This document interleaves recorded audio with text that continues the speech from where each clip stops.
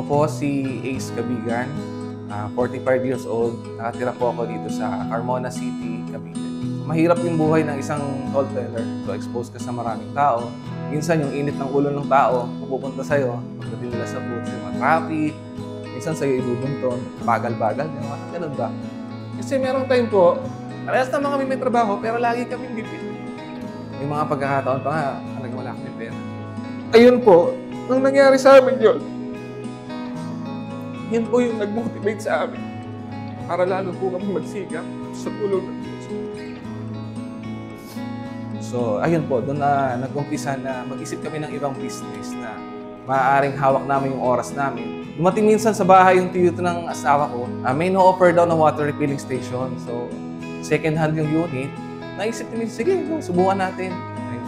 So, ginawa namin, wala naman kaming hawak na pera pa nung oras ng mga panahon na yon.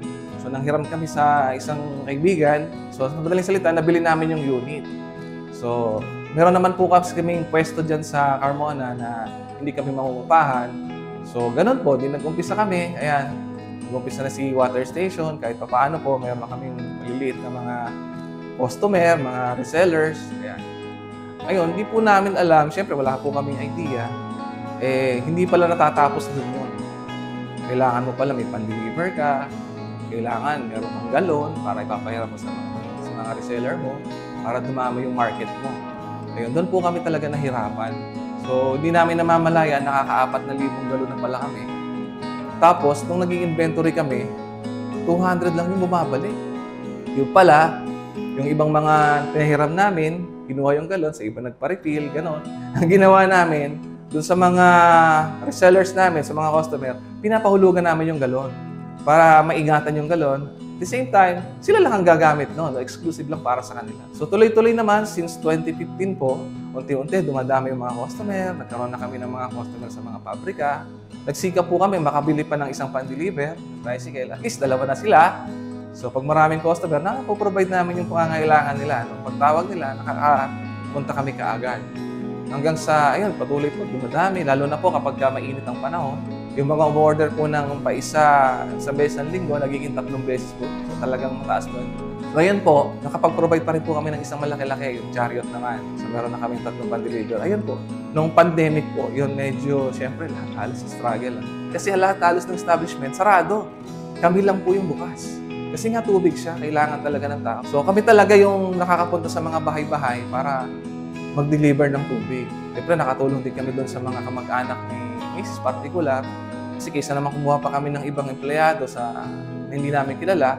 So, yung mga tao, yung mga taga-probinsya, yun ang pinapunta namin dito. Yun ang ating mga tauhan. Ayan. Tapos, di napapansin ko, paglipas ng ilang mga panahon, medyo hindi masyado nang kumikita yung water station kasi dumadami po. Naisip ko, magtayo ulit ng isa pang business. Doon na nga pumasok naman itong isa naming business, which is yung water refilling supplies naman. So ito naman yung mga galon, yung mga asin, PET bottles, lahat ng consumable sa water station. So ang nangyari, yung mga kakompetensya ko sa water station, kliyente ko na ngayon. Kasi sa amin na sila bumibili ng mga supplies nila. Ay, pag-gising sa umaga, ayun po, asikasuhin namin yung anak namin, pasok sa school. Pag-uwi ko, diretso na ako agad sa water refilling station. So mag-monitor na ako kaagad. Titingnan ko, baka may sira o may kailangan ng filter na palitan. Pagka okay naman, so punta naman ako dun sa kabila. Titingnan ko naman yung stocks namin. Tapos, maghapon po halos, monitoring po ako ng deliveries. Sa buong araw na yon, siguro may mga tatawag doon ng mga kliyente, magpapa-repair. Ayun, doon po umiikot ang aking buong araw. Awa ng Diyos, mga 10 taon na po siya ngayon, 2025. So, tuloy-tuloy naman po siya yung business. Sa ngayon po, meron na po kaming 2 branches ng water station. And then, yun namang aming supplies, meron po kami dito sa Carmona. Tapos, meron po kami sa Indang. So, hindi naman namin ni-expect po, awa ng Diyos, nakabili po kami ng kotse. So, meron po kaming 2 tricycle na maliit at saka isang motor na malaki na ginagamit namin pan-deliver.